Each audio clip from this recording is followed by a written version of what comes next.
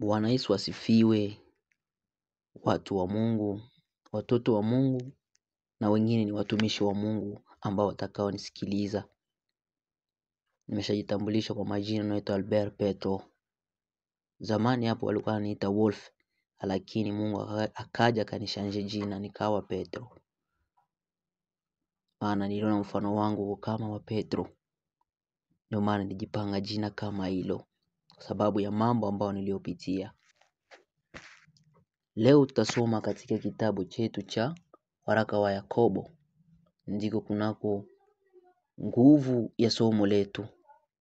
Somo letu linaitwa nguvu iliyojificha, yaani siri kubwa sana iliyojificha katika Biblia. Katika Biblia kuna siri nyingi, kuna siri nyingi mno. Ndiyo, kuna siri nyingi. Ila Mungu amenipa siri hii niwafunulie nanyi muijue. Na mtakuwa mnaijua, lakini mnakosa kufafanua. Na mtakuwa mnafafanua, lakini nawakumbusha tu. Basi tusome katika kitabu chetu. Tunasoma kwa jina lake Yesu Kristo. Biblia inasema hivi: basi mtiini Mungu, mpingeni shetani, naye atawakimbia. Mkaribieni Mungu, naye atawakaribia ninyi. Unaona gisi ambapo Biblia inasema hivyo. Kama mnapenda kumkaribia Mungu, inabidi umtii. Ukimtii Mungu, naye atakuwa karibu na wewe, wala hatakuwa mbali na wewe. Hatakuwa mbali na wewe kabisa.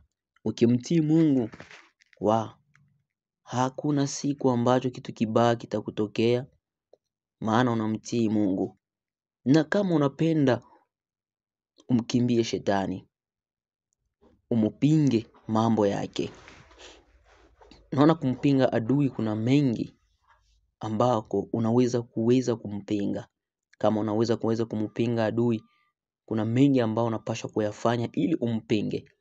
Kwa mfano, unakutanana na mwanamke ambaye aliyovaa vibaya, anavaa nguo ambayo yani inabana, lakini wewe uko mwanaume unaangalia, unapinga ile kitu. Ukipinga ile kitu, pale pale unamtii Mungu. Hilo ni siri la kwanza ambalo Mungu ametupatia katika Biblia letu ambalo tunalolisoma hapa. Hiyo ni siri ya kwanza, kumtii Mungu. Ni nguvu kubwa mno. Tena ni siri kubwa ambayo iliyojificha ndani yetu. Inabidi tumtii Mungu sana. Amen.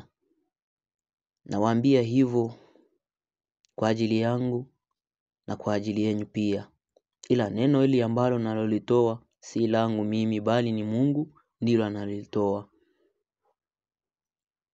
Maana yeye ndiye mwenye vyote. Na Biblia hii ambayo naisema hapa, ni yeye ndiye aliyeitunga, wala sio mimi.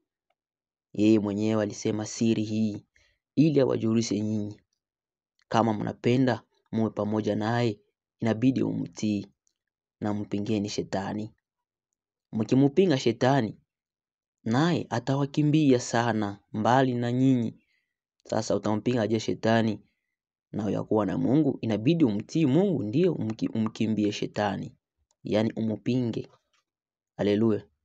Nasema hilo ni siri ambalo la kwanza lililojificha ndani kabisa.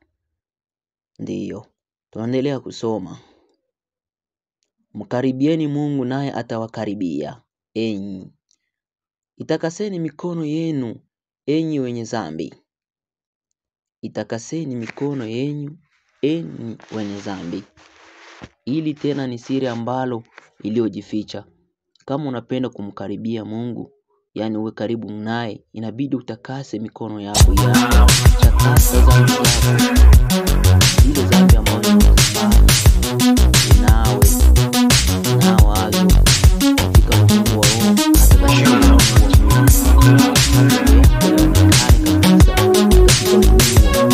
hata katika ulimwengu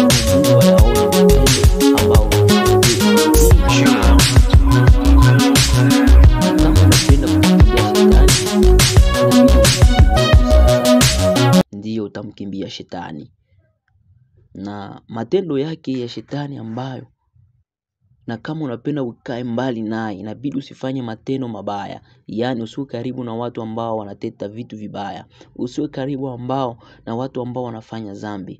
Usiwe karibu na watu ambao wanafanya vitu vibovu katika ulimwengu wa roho, hata katika ulimwengu wa mwili. Ndio maana Mungu aliwapatia siri hii, ili kama mnapenda kuwa naye karibu, inabidi mkimbie shetani. Naye shetani atawakimbia mbali sana, atakaa mbali nanyi. Tunaendelea kusoma. Na kuisafisha mioyo yenu, ile niliyosema. Yaani mioyo nayo isafishwe. Ndiyo. Mioyo ifanye nini? Isafishwe. Inabidi tusafishe na mioyo yetu. Kuna kitu ambacho niligundua hapa katika siri hii, ni kwa sababu ya unafiki. Niko na somo ambalo linaitwa unafiki, yaani unafiki ni somo ambalo nitalitoa hilo, lakini sio sasa hivi, ila nitakuja kulitoa.